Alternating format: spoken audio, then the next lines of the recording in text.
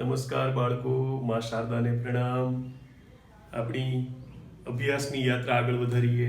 આપણું ચેપ્ટર છે એકમ અને માપન અને આપણો ટોપિક ચાલે છે પારિમાણિક વિશ્લેષણ. ઓકે, પારિમાણિક વિશ્લેષણ એટલે શું બાળકો?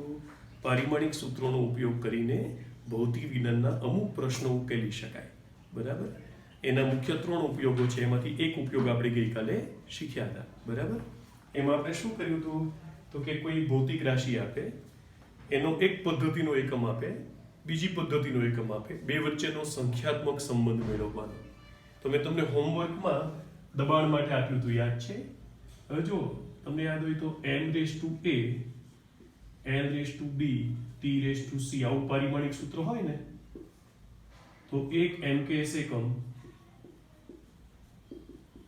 બરાબર 10⁻³ a + 2b cgs એકમ. આ યાદ રાખશો તો શોર્ટકટમાં MCQ માં કામ લાગશે. ગણતરી દાખલા તરીકે પૂછે તો આખી કરવી પડે, નહીં તો તમે આ શોર્ટકટમાં બતાવી શકો.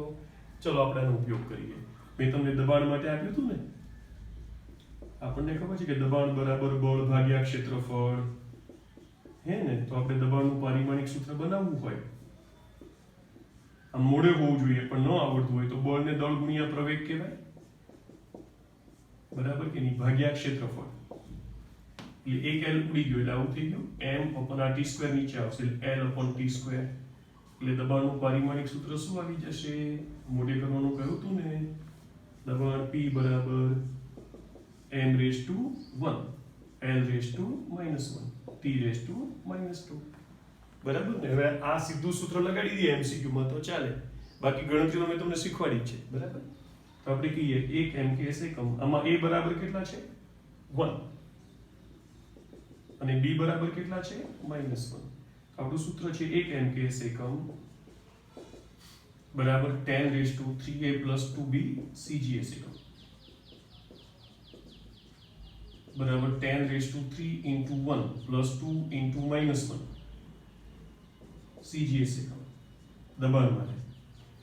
તો ઇક્વલ્સ ટુ કેટલા થઈ જશે? આનો mks એકમ બનાવી શકાય. જો બળનો એકમ શું હતો? ન્યૂટન. ક્ષેત્રફળનો એકમ શું હતો? મીટર². તો 1 ન્યૂટન પર મીટર² બરાબર આ 10 ની કેટલી ઘાત થઈ? 3 - 2 એટલે 1. અને આનો cgs એકમ શું થશે? Dyn/cm². Dyn/cm² માટે 1 ન્યૂટન/મીટર² બરાબર 10⁻1 Dyn/cm².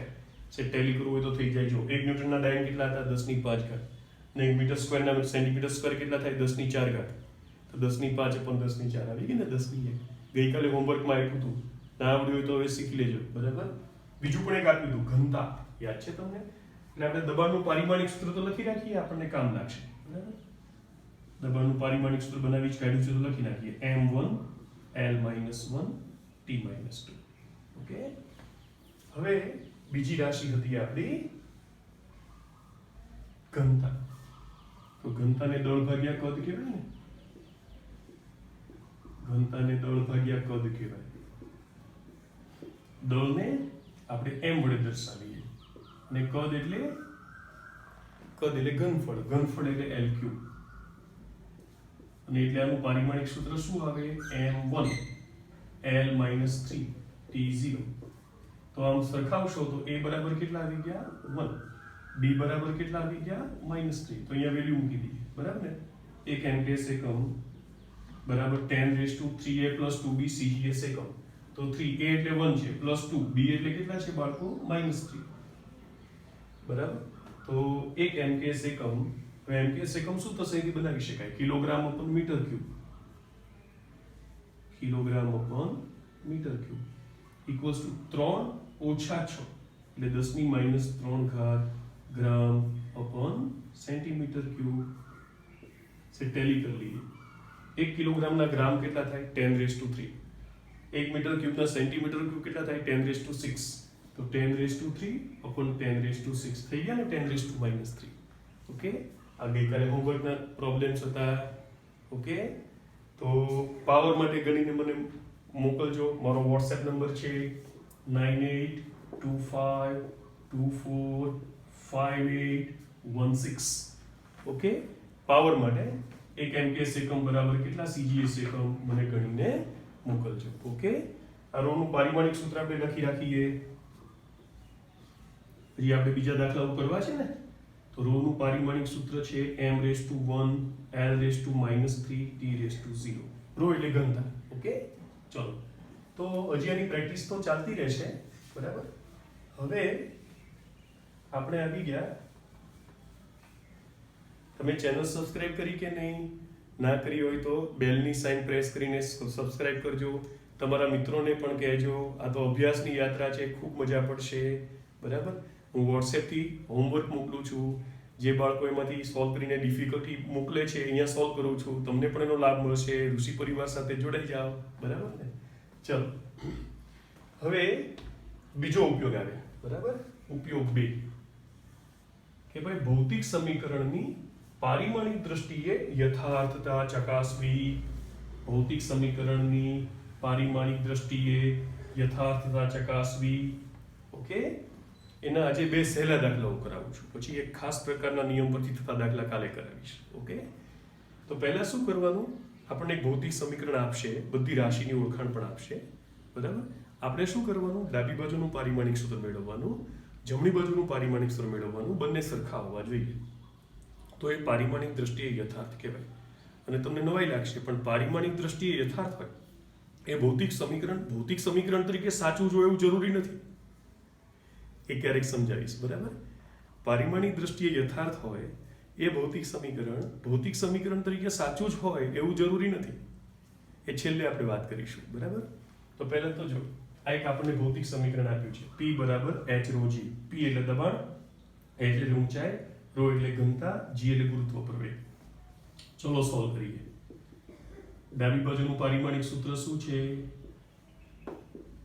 ડાબી બાજુનું પારિમાણિક સૂત્ર શું છે? દબાણનું m1 l-1 t-2. હવે જમણી બાજુનું પારિમાણિક સૂત્ર શું થશે? જમણી બાજુનું પારિમાણિક સૂત્ર ચલો બનાવીએ. h એટલે ઊંચાઈ, એટલે એક પ્રકારની લંબાઈ, બરાબર કે નહીં. ρ એટલે ઘનતાનું આર્યું તૈયાર જ છે આપણી પાસે. m1 m⁻1 l⁻³ t⁻0 લખો તો ચાલે, ન લખો તો ચાલે. g એટલે ગુરુત્વ પ્રવેગ. મેં તમને યાદ રાખ્યું છે ગુરુત્વ પ્રવેગ l/t² એટલે m0 l1 t-2, બરાબર, l/t² પ્રમાણે. ચલો આખું પારિમાણિક સૂત્ર શું બની ગયું? m ની કેટલી ઘાત આવી? 1 + 0. l ની કેટલી ઘાત આવી? 1 - 3 + 1. t ની કેટલી ઘાત આવી? 0 - 2. તો આખું શું આવી ગયું કહો? m⁻1 l⁻1 t⁻2. સરખું આવ્યું, ખ્યાલ આવ્યો? માટે ડાબી બાજુ અને જમણી બાજુ, ડાબી બાજુ અને જમણી બાજુ ના પારિમાણિક સૂત્રો સમાન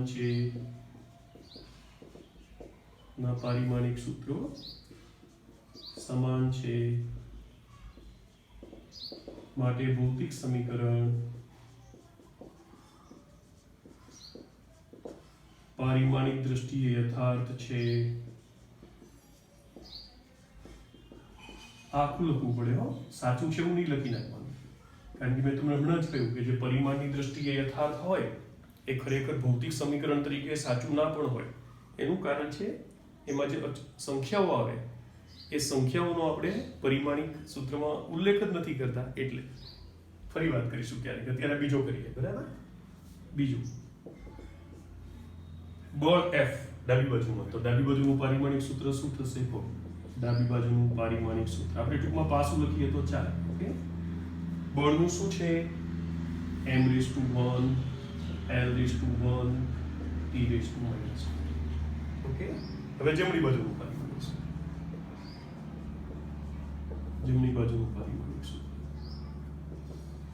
ઓકે, તો 4/3 π આ તો સંખ્યા છે, સંખ્યા ધ્યાનમાં નહીં લેવાની. સંખ્યાને તો પરિમાણ હોય નહીં. એટલે ત્રિજ્યા, r એટલે ત્રિજ્યા એટલે લેન્થનો ક્યુબ.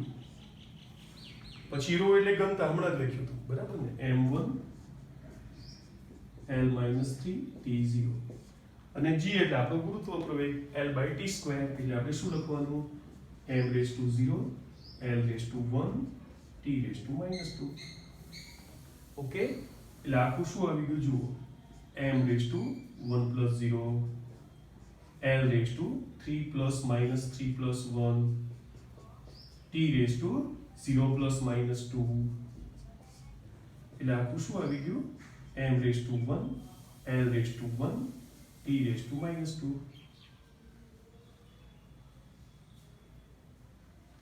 તો ડાબી બાજુને જમણી બાજુનું પારિમાણિક સૂત્ર કેવા આવી ગયા સરખા આવી ગયા આનું ફરી લખી નાખવાનું આ વિધાન બધામાં કોમન આવશે યથાર્થ આવે ત્યારે કે ભાઈ ડાબી બાજુ અને જમણી બાજુનું પારિમાણિક સૂત્ર સમાન છે માટે ભૌતિક સમીકરણ પારિમાણિક દ્રષ્ટિએ યથાર્થ છે આજનું હોમવર્ક એક સૂત્ર આપું છું બરાબર ટ્રાય કરજો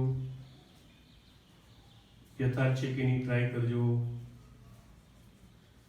power p equals to m a d upon t m બરાબર દળ a બરાબર પ્રવેગ d બરાબર અંતર t બરાબર સમય ઓકે મને કોમેન્ટમાં મૂકજો કે યથાર્થ છે કે નથી અનંત થશે મિત્ર મારા મોબાઈલ નંબર 9825245816 પર તમારી કોમેન્ટ મૂકજો ઓકે બાય